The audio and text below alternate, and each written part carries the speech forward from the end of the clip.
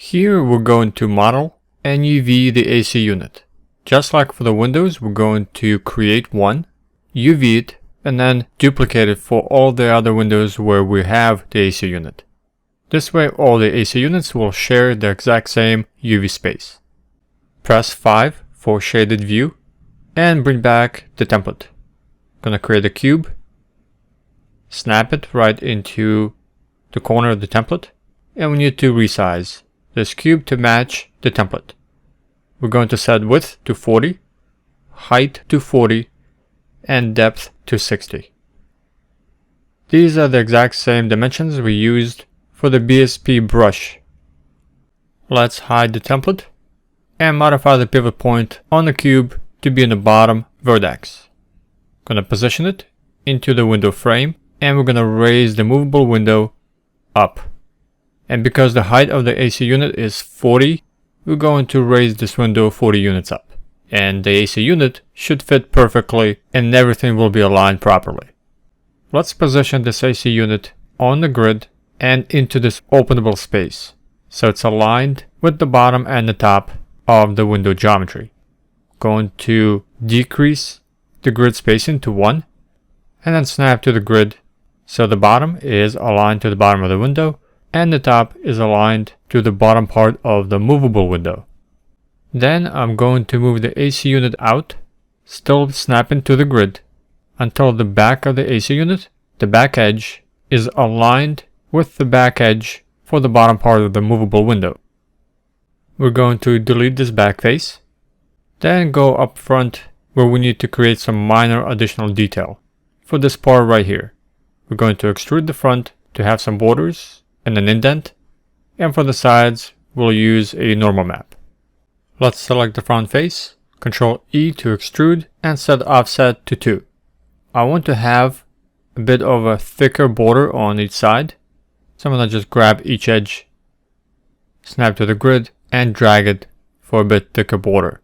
Let's check this in front or side view to make sure that everything's on the grid and each side is the same width. And somehow I changed one of my orthographic viewports to be the same. So let's fix that. I'm gonna hover over the viewport I want to change, hold spacebar, right click hold, and choose the view you want to change to. In my case I chose right view. And I see that this AC unit is not completely on the grid. It is slightly off. So let's select the object, make sure that we snap back to the grid, and then let's adjust these inner edges to be on the grid as well. This isn't such a big deal for the secondary element, secondary detail such as this AC unit. But again, I like keeping everything on the grid, and it does make it easier when everything is more consistent, when everything is on the grid, when we have to duplicate this object across the entire building.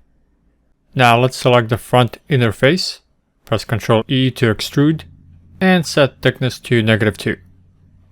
And I think -2 is too much. Let's change it to -1. And now we have some extra added detail for the front of the AC unit. And I think that looks pretty good. We have a gap on each side of the AC unit.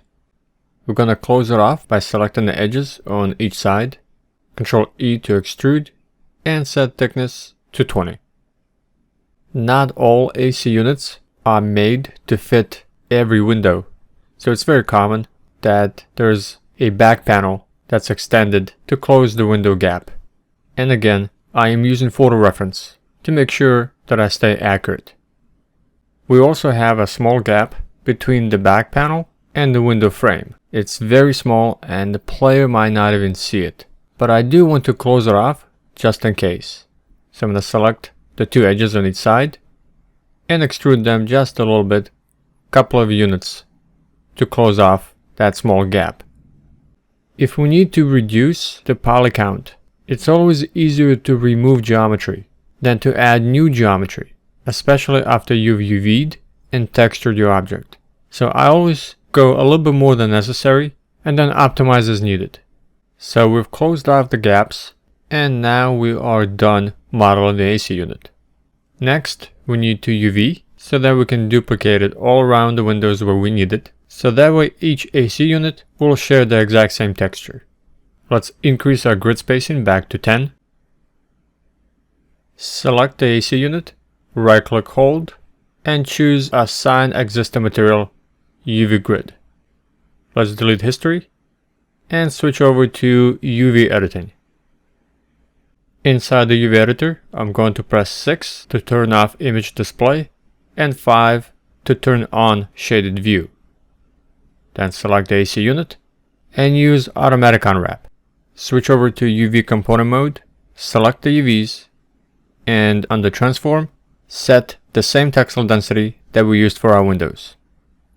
Now we just need to make sense of this UV layout. I'm going to select each UV shell and orient it correctly, rotating it when needed, and stack identical UV shells so they share exact same UV space. Remember, main purpose here is to lay out your shells in a way that makes sense for you to texture, so you can tell which shell belongs where on the object, and overlap identical UV shells where the textures can be reused. So the UVs look good. Let's switch back to classic workspace, delete history, and I'm going to modify the pivot point to be in the corner vertex of the main window frame. This is the exact same pivot point that is for the movable window and the main window frame. This way, when we duplicate the AC unit, it will be positioned exactly inside the window frame, just as we have it right now. Let's go back to the UV editor and move the AC unit UVs away from 0 to 1 space into the working area next to the windows. We're gonna need to select all the windows so we can see their UVs, and then move the AC unit UVs into the same area. Now let's freeze transformations on the AC unit and all the windows. This will ensure us that we can always bring these objects back to this location if we happen to move them.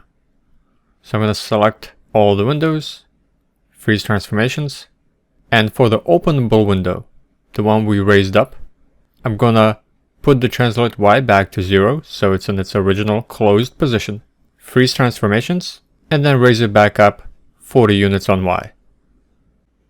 And I just realized something about our AC unit UVs that we need to adjust. The UV shell on each side of the AC unit should not overlap. We will have this detail created via normal map. And if these two shells are overlapping, then this detail will not appear in the exact same location for both UV shells. So we need to separate these two UV shells so they're unique and not sharing UV space. So let's open up the UV editor, select the AC unit and all the windows, so we get to see all of our UVs at once. Then come over to the AC unit UVs and drag the side overlapping UV shell to the right so it occupies its own UV space. And knowing things like this ahead of time will come from experience. So now we are done with our AC unit and all of our windows.